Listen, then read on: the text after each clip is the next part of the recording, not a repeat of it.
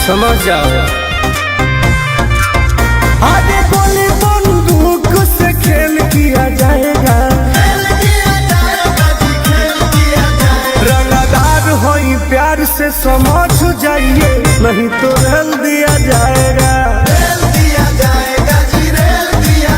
रंगदार होई प्यार से समझ जाइए, नहीं तो रेल दिया जाएगा। वार्निंग हो बेटा।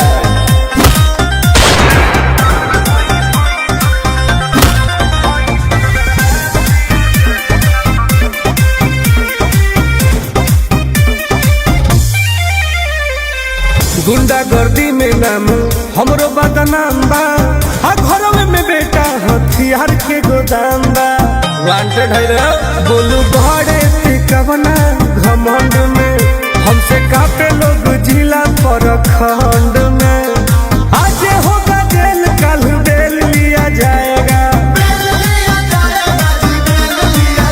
रंगदार होई प्यार से समझ जाइए, नहीं तो रेल दिया जाएगा।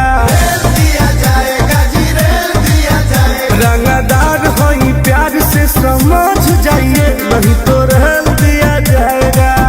कोई बोलता ही रहे।